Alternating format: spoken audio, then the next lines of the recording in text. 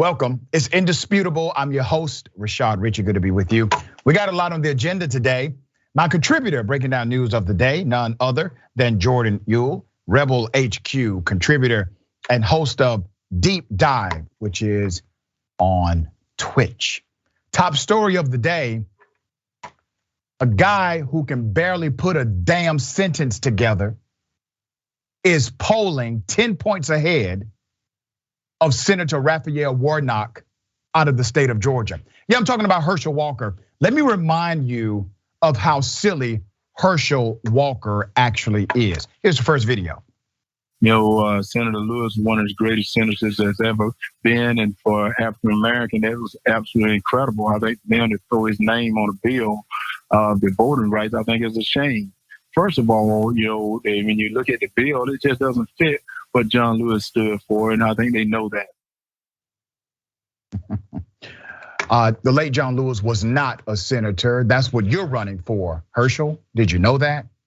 You're running for the Senate.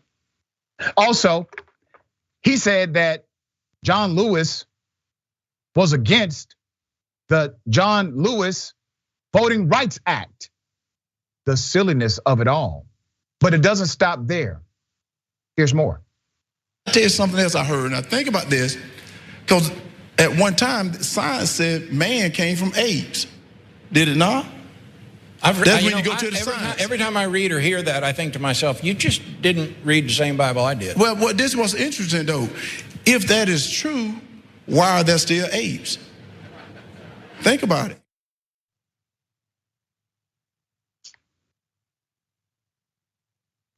No, Herschel, the reason why nobody agreed with you and that damn audience of silly ass people is because you were the dumbest one there. Yeah, I said it. Let's put it up. Charles Darwin's 1871 science-altering book is what he was referring to. The book, The Descent of Man and Selection in Relation to Sex. The great naturalist and scientist mused on the theory of evolution, but he never said that humans descended from monkeys or apes or anything of that sort. Once again, he's polling 10 points ahead of Senator Raphael Warnock. Here's what Senator Warnock sounds like when he opens his mouth to talk about important things. Here it is. Rather than adjusting their agenda, rather than changing their message, they are busy trying to change the rules. We are witnessing right now a massive and unabashed assault on voting rights, unlike anything we've ever seen since the Jim Crow era. But Herschel Walker is 10 points ahead.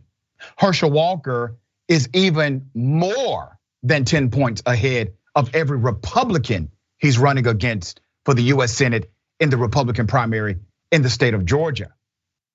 There's more. Republican US Senate candidate Herschel Walker is leading incumbent Democratic Senator Raphael Warnock by 10 points, according to a poll released Wednesday by a political action committee supporting the University of Georgia football great. This is called an internal poll.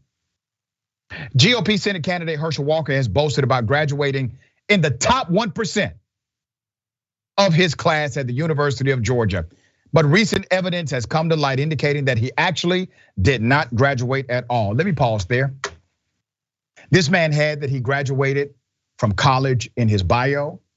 He stated it during particular rallies, conferences, even when he was invited to speak on important committees to the United States government. They cited that he graduated top of his class from the University of Georgia. Not only did he not graduate top of class, which is okay, he didn't graduate at all, which is actually okay. It's just not okay when you have made a career completely lying about it. Here's what that tells me about Herschel Walker. Herschel Walker is desperately trying to find validation. You were a superstar football player. You were one of the best football players in the history of the game of football. And you went around lying about a damn college degree. You're trying to fit in, right? You want certain people to say, Herschel is accepted. Herschel is smart. Herschel graduated from UGA, top of his class. And here's the irony of it. He's been saying this for years. Nobody from UGA said otherwise. They knew he never graduated. They knew it didn't add up. Not one administrator, not one college president, not one professor, not one student stood up and said, this man did not graduate from the University of Georgia. It continues. The survey of 2,500 registered Georgia voters put Walker at 51.4% compared to 41% for Warnock. The poll was conducted from April 3rd to April 16th via landline phones, cell phones, and text. This is a Virginia-based grassroots company. The company noted in a memo that Walker has built a double-digit lead despite the Warnock campaign blanketing the airwaves with more than $7 million so far in their ad spending. So what does that mean? That means that Walker can afford to look beyond next month's Republican primary to a November general election matchup with Warnock. The GOP front runner is polling well ahead of several other Republican Senate hopefuls whose combined support does not come close to matching his numbers. The grassroots targeting poll also found that President Joe Biden's approval ratings are on the decline in Georgia. Only 43.8% of voters surveyed approve of the job Biden is doing, while his approval rating among independents was even lower at 41.9% according to the poll. The poll found Warnock's approval rating at 45.2%. The poll had a margin of error of plus or minus 1.96%. Now I want to remind everyone, polls are not predictions. They are not. They are snapshots meant to be interpreted in an appropriate way. But this is a problem. There's no way a Herschel Walker, who will never do a debate, he has refused to do all debates. He will not do a debate in the primary. He will not do a debate in the general election. He will keep doing interviews where he sounds silly as hell and continue to poll well among voters. You know why? He's a Trump endorsed candidate. He's a controllable individual, and he is their token. He doesn't know it. He thinks he's really running on some kind of wave of freedom, but he's not. It's fascinating that the polling numbers connected to Warnock, not just with this poll, but other polling data, he is anchored by the popularity or lack thereof of Joe Biden, the president of the United States. You see, this is why we've been screaming and shouting, Democrats in DC have to deliver. And when they don't deliver, other Democrats will suffer. That's what's happening here. All right, Jordan, thoughts? Dr. Richey, I think you hit the nail on the head. The Republican Party wants Herschel Walker in part because he's controllable. He has been used by snake oil health companies for years as a spokesperson to shill just fake and scammy products that ended up losing millions of dollars due to mismanagement. He is very recognizable because of his football career, and they saw, look, we've got a tough competitor in Warnock. Like, it's that the Republicans are even in this position, I think speaks to Warnock's strength, that he's even in that position. And also the organizing that Stacey Abrams and others put in to get out the vote in 2020. So they're really feeling the hurt there. So what did they do? Instead of running a Kelly Loeffler again, who is, who committed insider trading while her brief stint in the Senate, they said, let's get someone who can just run on name recognition. Doesn't have to be anything upstairs. Just people know him, like him because of football. And like, look, you're an SEC country. That works. And I think they saw it with Tommy Tuberville. They see it with Herschel Walker. I would not be surprised if the Republicans in the South, if they're in a tough position, just keep running SEC legends, because it's as sad as it is. That's all you need. People will see the name, recognize them, check the box. Yeah.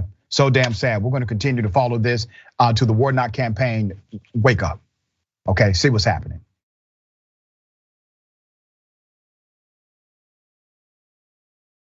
Police union chief has been molesting children since the 90s and they knew about it. Put up his picture. Okay, let me give you the background. Ex-Boston Police Union president has pleaded guilty to acts that he has committed for a span of 30 years, and the cops knew about it.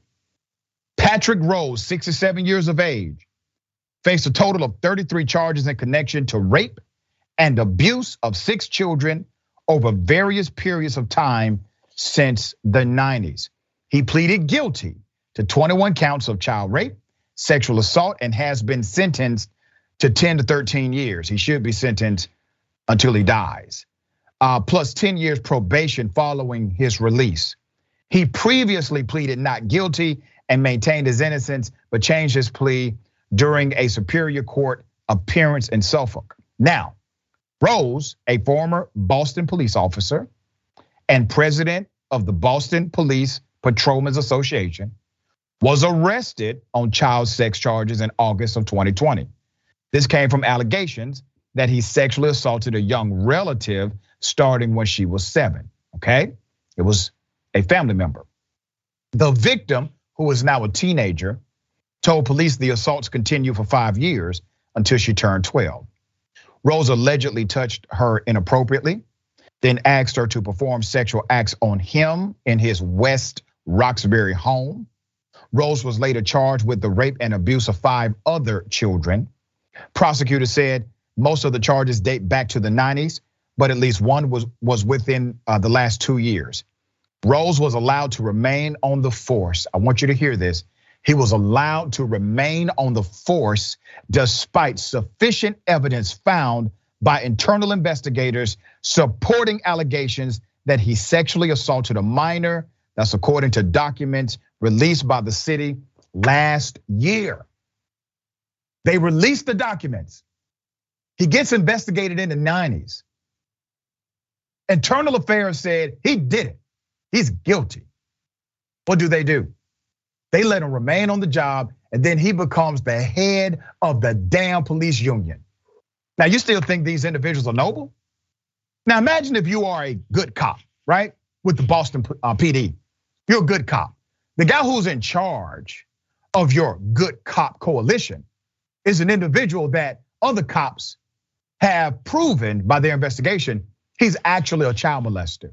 And you say nothing? You continue to pay dues to this person? You don't protest? You don't say, I won't pay another damn due until that molesting SOB is no longer our leader? None of you say that? And you call yourselves law enforcement officers. The irony of it all, there's more. Let's put up a picture of the black woman who was acting mayor in 2021 who ordered that release. Her name is Kim Janey. She ordered the internal affairs documentation to be released. Janey did so after the Boston Globe reported that Rose had been able to keep his badge despite a criminal complaint in 1995 for sexual assault on a 12-year-old child. The man likely has hundreds of victims. You know about some of them due to the investigation and the court pleading. But there are many you won't know about. They won't talk up, they won't say anything, they are ashamed, embarrassed. Criminal complaint was eventually dropped, but the department's internal affairs division concluded there was enough evidence to support the allegations, according to the documents. Then Boston Police Commissioner Paul F. Evans was notified in a June 1996 memo of the results of the probe. Rose had been relieved of his weapon and placed on administrative duty, but was returned to full duty after an attorney for the Boston Police Patrolmen's Association wrote to the commissioner in October 1997 and threatened to file a grievance. According to the documents, they are protecting a child molester. A city review of the Rose investigation led to a series of recommendations for keeping the department transparent. Among the changes recommended by the Office of Police Accountability and Transparency were starting investigations into officers charged with crimes within 48 hours and creating clear guidance on how officers should be punished. Now you need clear guidance. You need somebody to tell you how to lock his ass up when he commits child molestation. You need somebody to help you out here. You went to the police academy. You have post-certification through the state. You get arrest powers. You get paid a paycheck to do a job. You went through the training modules, but you need some guidance here on how to successfully lock up a criminal who may in fact have a badge. Now you need help. We have covered so many of these stories on Indisputable of police officers who are engaged in sexual perversion, assault, molestation. The industry is so corrupt, and I get it. Obviously, there are some decent cops in the world. But if you say nothing when this type of culture permeates, you are not as good as you believe you are. Your silence is a cosign to the corruption. Jordan, thoughts here? It's heartbreaking. I just was so disgusted when I read this. Just my heart goes out to the victims. That's just a really, really tough situation, especially if you're a kid. I've been there, so I get it. And it's really frustrating about, and I think this highlights the union structure in police. And when you have an internal review system and the way the unions are structured to prevent any sort of accountability, it leads to outcomes like this, whether it's murder or sex crimes or any other abuse of power or corruption. We really need to take a look at how we allow police unions to operate in this country, because they must be reformed. The way modern policing works, and even going back to the origins of modern policing, which it has roots in Boston. I mean, what do? They just terrorized immigrant communities. And there's just, from the beginnings of modern policing in this country, and even before that with the slave patrols, it has been about abuse of power and protecting capitalist interests. That's it. So we have to take a look at how we allow police unions to operate, because it's just an insider's club.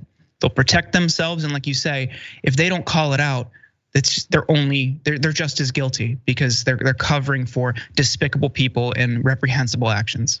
That's right. And it seems as if people forget that police officers are public servants. They are servants of the public trust. And when they violate that public trust, they should be held to a higher standard of accountability and not a lower.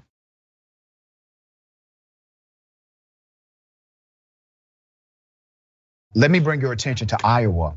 Cops and officials, city officials, government officials, all going to jail. Let's put up the mug shots. Put up some of these mug shots, tell you who they are. Okay. A bunch of former officials from Armstrong, Iowa, have racked up more than 100 combined criminal charges. Talk about corrupt to the core.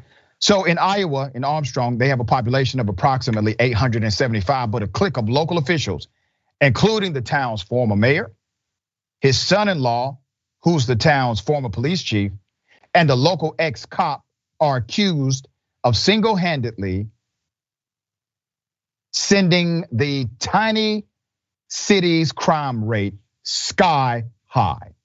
Together, they've been charged with more than 100 counts, ranging from assault to embezzlement.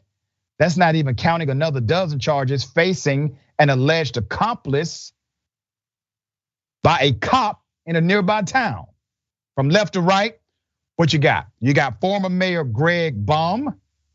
You got former city clerks, Tracy Lang and Connie Thackeray. All right, all criminals. These three and another unnamed clerk allegedly ran a years-long corruption ring. Tracy and Thackeray have pleaded guilty, with the rest pleading not guilty so far, but have all stepped down from their positions. Baum and the city clerks are accused of stealing city money by writing illegal checks to insiders like Baum's son-in-law, the former police chief, and falsifying records to cover their tracks. Baum also is facing a misdemeanor charge for using the fire department's power tools in his personal carpentry business. Now, the local ex-cop, whose picture is not available at this time, racked up quite a bit of charges himself. So most of the allegations are new this month. One former Armstrong police officer, Benjamin Sheville, was hit with 84 charges, 84. Those charges include multiple counts of perjury, obstructing an investigation, stalking, including stalking with a dangerous weapon, unauthorized access and dissemination of police data, assault with a dangerous weapon, tax evasion, and theft. These allegations actually span across 2 departments. The newest comes from a nearby town known as Esterville, all right, where he worked previously before he went to Armstrong. So while working in Esterville in 2019, the new charges allege that this cop stalked a local woman and used his job to obtain personal information about her. Although the charging document is light on details, Sheville's alleged victim, Victoria Abrahamson, previously accused the cop of sexual extortion. In an ongoing lawsuit filed last year, Ms. Abrahamson claims that Sheville was working as an Esterville police officer and moonlighting as a repo man for a credit agency in 2019. That's when, according to her lawsuit, the cop and a colleague repossessed her car. She was a nursing student at the time, could not afford the $1,500 fee to reclaim her car back. So the cop started soliciting sexual favors in exchange for the vehicle, she alleges. She did refuse these advances, but the cop used his position to threaten her and her loved ones if she did not comply with his demands. Abrahamson wasn't his only target, there's more. In all, Sheville is accused of using police databases to snoop on at least 25 people, many of them in northern Iowa and women. Earlier this month, he was served with court orders barring him from contacting 4 women, but some of Sheville's alleged targets were actually fellow cops, including one who is also implicated in the scandal. The cop is accused of illegally accessing information on Esterville police officer Tyler Van Rokel. Elsewhere in the charging documents, the cop is also accused of obstructing a prosecution against the same person. In return, was slapped with a dozen charges of his own this month. All right, so let's put up a picture. This is so interesting. Of the mayor's son-in-law, that's it? Okay, so Armstrong's former police chief, Craig Merrill, is the mayor's son-in-law. So what about this fella? How does he fit in? He was arrested for allegedly using Sheville's stun gun on guests at multiple parties for entertainment. The man is using a stun gun on guests. Despite knowing he was not supposed to do this, he also prevented partygoers from documenting the crimes and told them he'd lie about whether the taser darts had been deployed or not. Additionally, he is accused of unsuccessfully trying to wipe the memory of the stun gun clean. He has pleaded not guilty. He unsuccessfully attempted to dismiss the case last year, arguing that guests had consented to being electrocuted. He said, "Oh no, they wanted me to do this thing to them." Yes. Ultimately, he stepped down from his position, but the Taves allegations are now the most troubling charges facing Merrill, who stepped down as police chief after his arrest last year.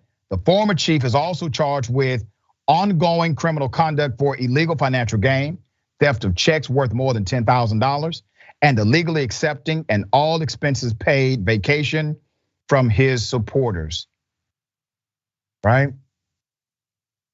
There are more officials who are facing charges.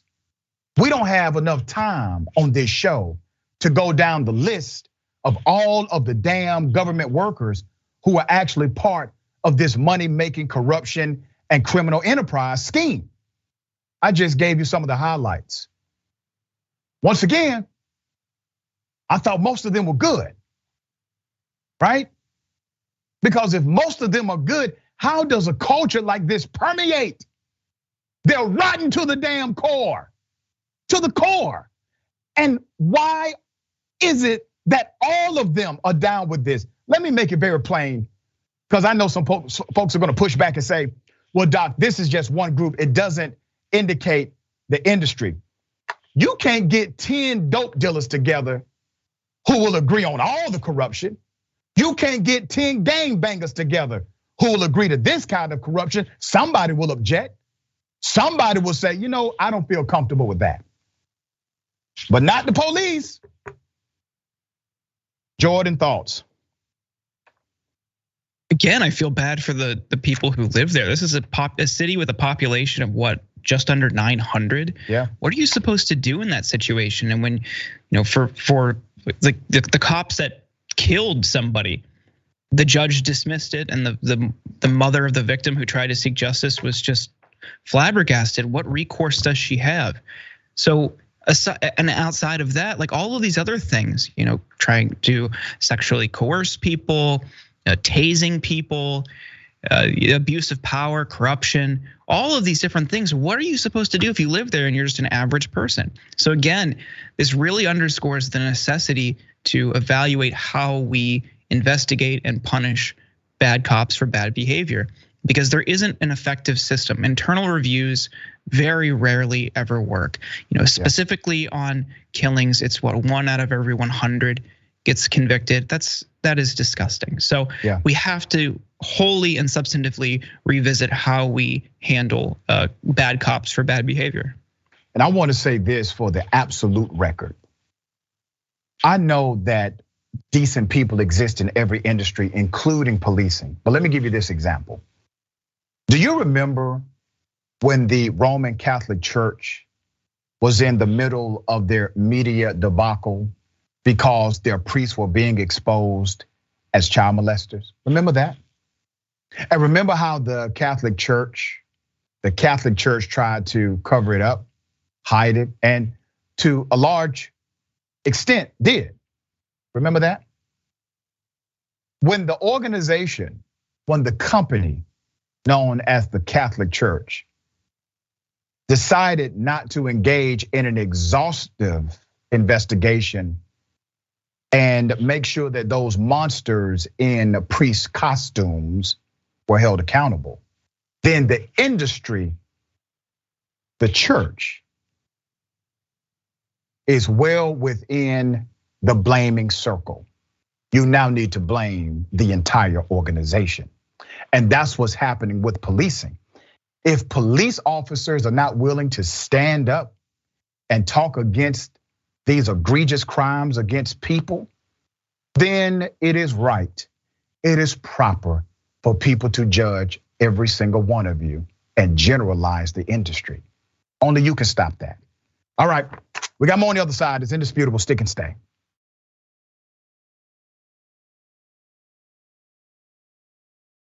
All right, welcome back. We got a lot of show left. Let me read some of these amazing comments. Before I go to the comments, I'm going to remind everybody, 5-3, all right, May 3rd, primary. Progressives versus the establishment, that's what it's about. We'll be providing live coverage Tuesday, May 3rd for the Ohio and Indiana primary elections. We'll be paying close attention to a few of the races that include Senator Nina Turner and others, okay? So make sure you tune in, 8 p.m. Eastern time, 5 p.m. Pacific time. That's going to be grand, all right? A lot of ways to watch, including TLT.com/live, YouTube, Facebook, Twitch, and on the linear streaming channels. Watch list, add the watch list to your watch list. Join the big homie, J.R. Jackson, live weekdays, 12 p.m. Eastern time, 9 a.m. Pacific time. Watch live daily and follow on Facebook.com/watchlistTYT. Also subscribe at YouTube.com/watchlistTYT. Read some of these comments. Just be anti-racist, Dr. Richey. While I cannot stand Herschel Walker's rhetoric, I've been extremely disappointed in Senator Warnock's belief that Title 42 should remain in place. 100% agree. It's part of the reason why people aren't excited. All right, there's two sides of this coin here, okay? You gotta excite people. You gotta excite your base. Make you see the silver-haired dragon. All right, I can guarantee you that the chief molested dozens of children in those 30 years, not just the 6. They should investigate going back a number of years and charge him for all the crimes he has committed to put him in prison for life. How many children's lives has he ruined in all those years? And really think about it. You're right, but the people that gave him cover, they also ruined lives. They won't be charged with anything criminal. They should be, but they too are to blame. Okay. V, I keep telling people that fly over country is not boring. Dang. Walker. All right. Vic Wicked. This will be a black body with a white controller. That's funny. Fascist killer. Where is QAnon? Okay. Ladies and gentlemen, I wish a Karen would. You want to call the police on them for having a barbecue on a Sunday. I feel free. Back off! I'm going to tell them there's an African-American man threatening my life.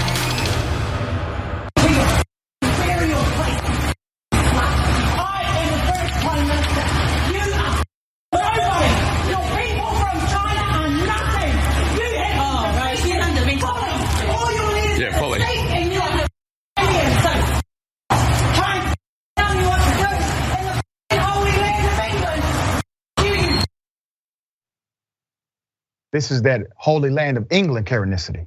It hits different. Karenicity is a global dynamic, truly a pandemic of sorts, globalized. We highlight the Karens of the world because we provide a mirror for reflection and an opportunity at correction. You see, you never know when someone may be filming you in your Karenicity moment, which will earn you a spot right here on Indisputable. Being racist, bigoted, trying to demean others, never the way.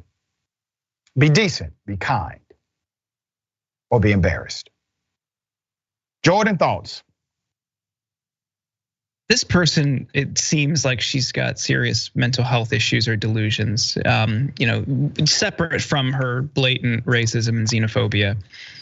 I couldn't make out exactly what she was saying. Was she saying she was the British Prime Minister coming from the Holy Land of England? That's what it kind of sounded like. I couldn't make it out, but like she's definitely got issues. So I kind of carve out like a special category for someone who's like dealing with that and just really, really needs help. That doesn't apologize for her racism or xenophobia, but they kind of go hand in hand, because when you have those kind of hateful beliefs, it makes more sense that they're not doing well mentally. Yeah. All right.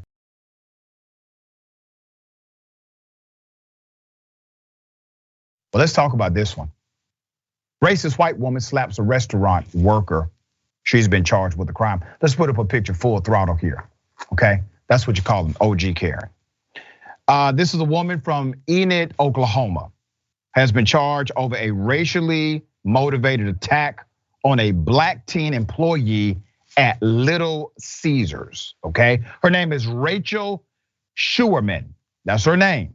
Schuerman is charged with malicious harassment based upon race, which carries a maximum of $1,000 as a fine and up to 1 year in jail. However, it wasn't until 2 weeks after the March 30th incident that she was charged. She was arraigned on April 21st, has a bond appearance, court hearing on May 12th. We will follow that. Bond has been set at $5,000. Surveillance footage shows the assault. Let's go to that still.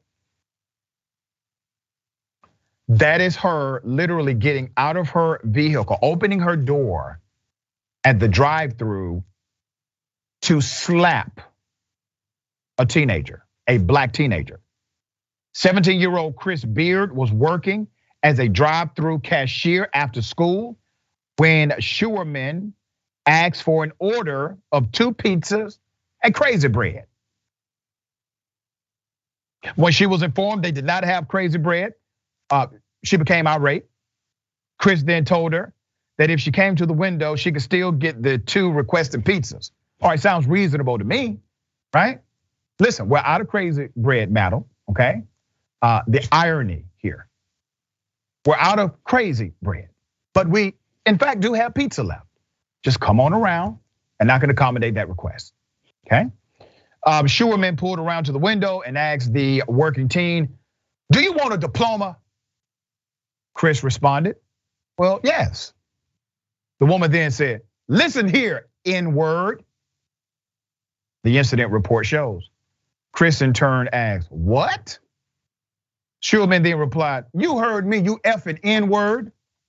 She then asked if her words hurt the young black teen. After he replied no, the report goes on to state that Schumann then got out of her car, stepped up to the window, and slapped Chris 2 times across his face. When the manager asked Schumann what happened, she said, I harassed him like I always do. She later told police she was just joking around with the kid, and then said, you know how it is. The teen told his parents about the incident when he arrived home, and they took him to the local police department to file a complaint, but the family sought legal counsel after not hearing back from the police department. Now I got some other twists and turns here, okay?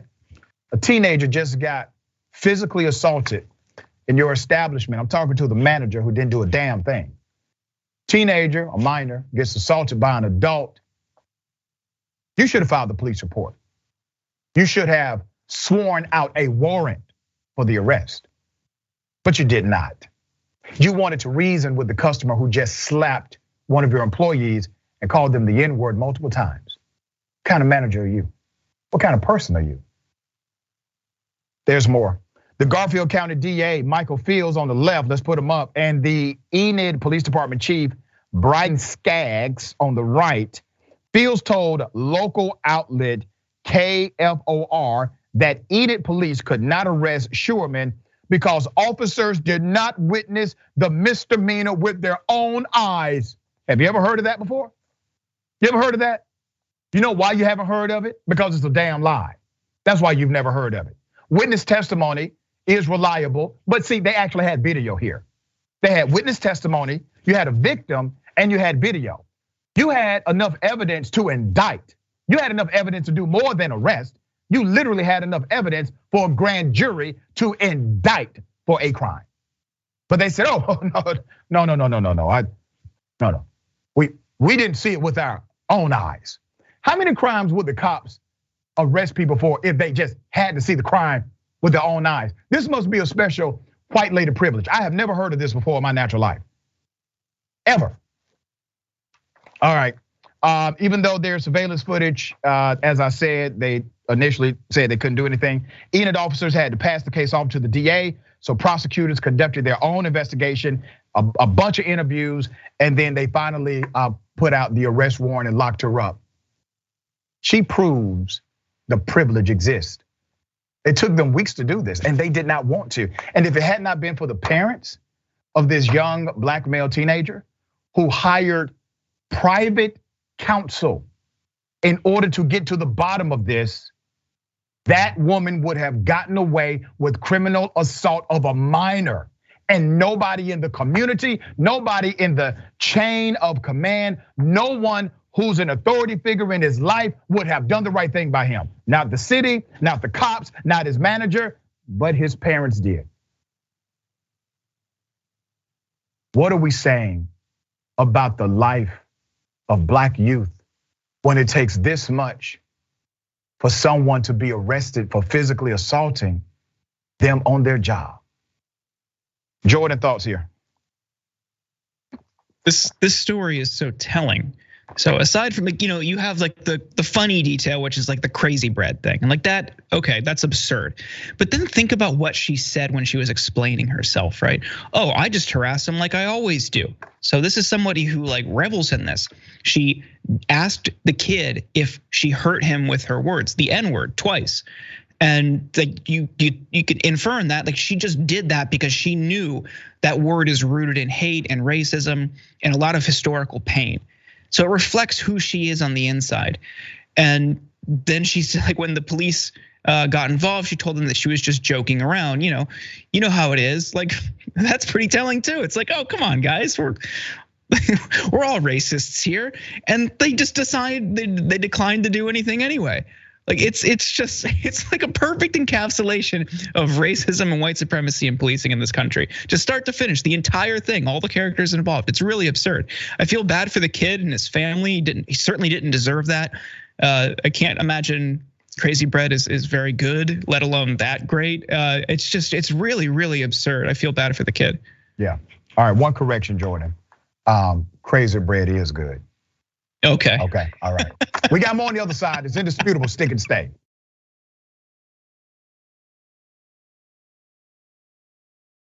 Welcome back. We got a lot of show left. Let me read a couple of these comments. Okay, can't read all of them. All right, Arlita Brown says, why would you pull over a pastor since Republicans claim so much pro-God? That's the question. App Happy, England is the father country of Karens. You may be right on that. That young lady killed by a rich kid, that rich kid barely gets a slap on the wrist. So damn sad. Her name, let's put a full picture up. Her name is Monique Munez. The family of a woman who was killed when a rich teenager ran a red light while driving a Lamborghini SUV in Los Angeles. They have reached a settlement in the case. I'm going to get to that settlement in a moment. Let me give you some background. On February 17th, 2021, investigators say Munez was on her way home from work at UCLA Health when she was hit and killed by the teen driver at the intersection of Olympic Boulevard and Overland Avenue. Let's put up a picture of the teen that did this.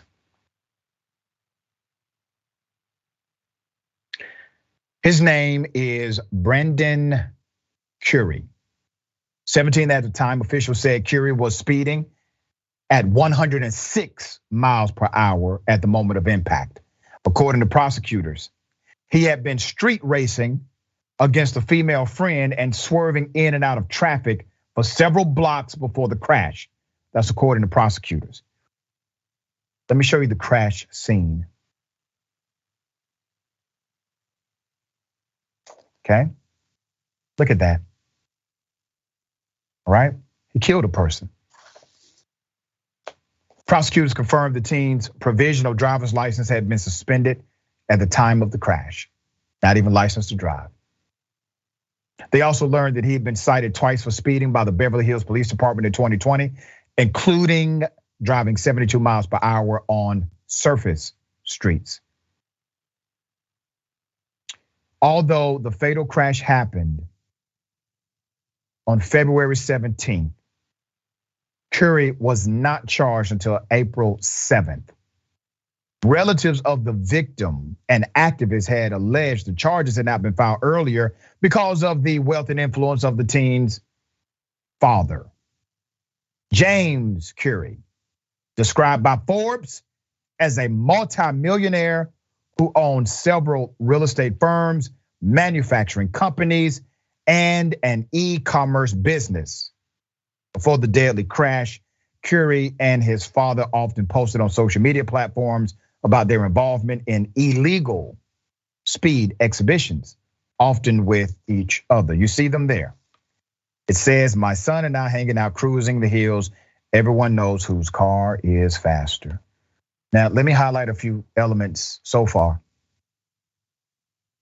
You have a young lady, a hardworking young lady who is now dead. You have a privileged child, a privileged teenager who has been enabled, empowered, and protected by his family. These bad habits, these corrupt ways permeated to the culture of the next generation, being this teenage killer. He's allowed to drive, not even having a damn license. Driving high-powered vehicles that I'm sure he probably could not get insurance for by himself. There's more. What was the punishment? All right, somebody's dead, he's negligent. It is criminal. There's an impact to society, which means you need to now pay a penalty, a debt you owe, right? That's how this works. It's America. He was then placed on house arrest after admitting the petition for vehicular homicide. Yeah, I did it. All right, he did it, put him on house arrest. The Los Angeles County Superior Court judge Sabina Helton ordered him confined to his mother's home. That'll show him, young man, you go home. You need to think about what you've done here. Where he wore an ankle monitor. Last September, Curry was sentenced to 9 months in juvenile detention with 4 years of probation. They did have the option to charge him as an adult. They chose not to. The Munez family attorney, Daniel Gitsky, after the $18.85 million settlement was reached, and said in a statement, and I quote, the family faced numerous hurdles from both private insurance companies and the LA District Attorney's Office, and experienced the harsh realities of racism and bias against those from underserved communities. The family pleaded for the DA to investigate this case and met with the office dozens of times to advocate for their family. It was never about money for this family, for the Munez family. It was about the acknowledgement of Brendan Curry's misconduct that resulted in the death of their only daughter, to ensure that he was held accountable. Let's put up her picture again.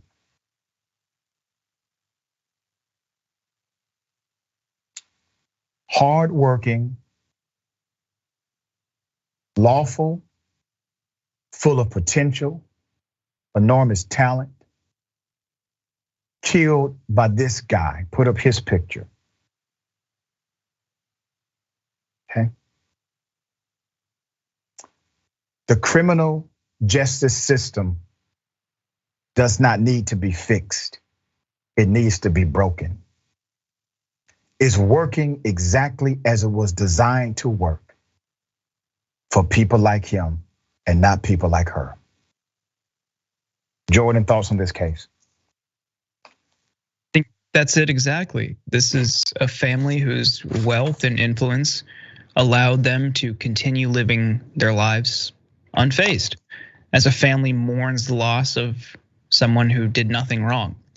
I was curious what this dad did. Like, what was his job to put him in a position to buy his kid a Lamborghini SUV at 17? So I looked him up, and among other things, like you listed, he's in a bunch of different industries. And as the picture indicates, he's in the resale market for Pokemon Magic the Gathering cards, which I was like very kind of surprised by. But I was doing that, I went to his Instagram. And you would be appalled if you just looked at this dad's Instagram. Just continue living his life as if nothing happened. Still posting pictures with his son, showcasing flashy cars. He was at the World Series, expensive dinners. It doesn't even seem like this judgment made much of a difference, or the settlement made much of a difference. And again, like, the kid is obviously in the wrong here, but I think the dad is extremely, extremely guilty too. Like, why? Like, is house arrest even a punishment when the kid was driving without a license? They're already not doing their job as parents. So it just doesn't seem like they're gonna learn their lesson. You know, this is so ironic, and you make a very compelling point. You know, I know people that have been pulled over just for not having a license, and they got a year in jail. They went to jail for 1 year for driving on a suspended license, okay? So also, you know, some parents go to jail when their child picks up a gun and injures or kills somebody. We've seen that happen recently, where the parents will be charged. Well, why aren't the parents charged when they illegally take a car and go kill somebody? Why? That needs to be a thing, especially when you have furnished the vehicle as a parent, especially when you have given them permission to use the vehicle as a parent, especially when you are the catalyst for the crime that took place, okay? All right, for those who are watching us via linear cable streaming, thank you so much. And we will continue the broadcast on our pure streaming platforms. Do yourself a favor, hop off the linear, join us on the streaming, all right? Various ways to do so, from YouTube, Twitch, Facebook.